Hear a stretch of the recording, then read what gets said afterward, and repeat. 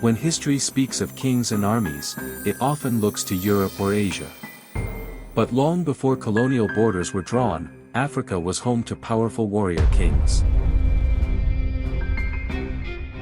These rulers commanded disciplined armies, reshaped nations, and changed the course of history. African warfare was not chaos.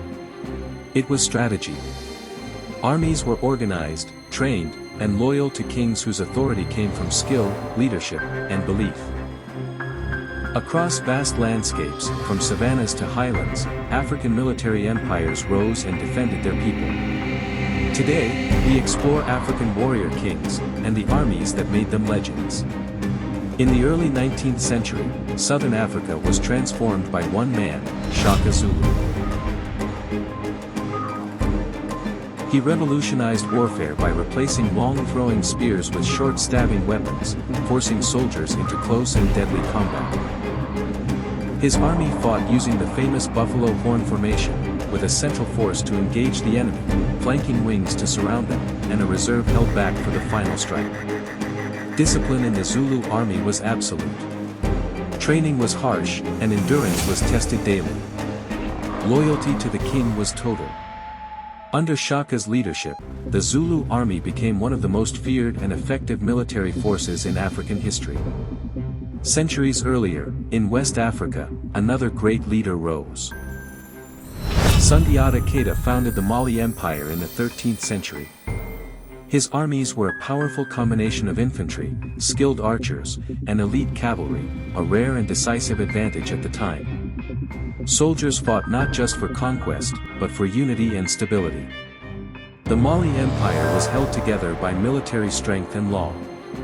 Its history was preserved through oral tradition, passed down by griots who told stories of bravery, loyalty, and leadership.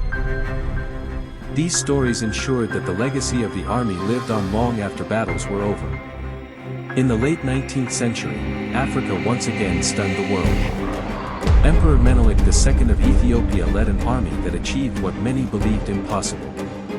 At the Battle of Adwa, Ethiopian forces defeated a modern European army and preserved their nation's independence.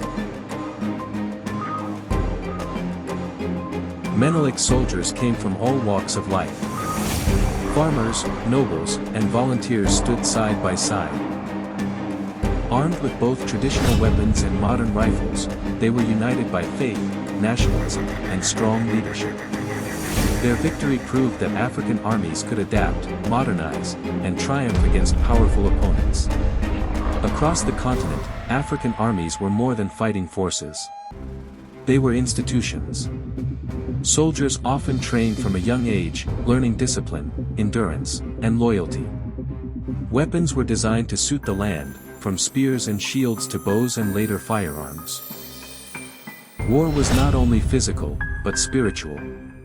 Rituals, symbols, and belief played a vital role in strengthening morale. Before battle, warriors prepared their minds as much as their bodies, believing that courage and unity were as important as strength. Unlike distant rulers, many African kings fought alongside their soldiers. They shared danger, hardship, and victory. Success in battle brought honor to both king and army. Defeat could mean exile or death. The king's power depended on the strength of his army. The army's loyalty depended on the character of its king. Together, they shared a single destiny. African warrior kings were not footnotes in history. They were innovators, leaders, and builders of nations. Their armies defended cultures, shaped empires, and left legacies that still echo today. This is Africa's story, powerful, complex, and enduring, finally told as it deserves to be told.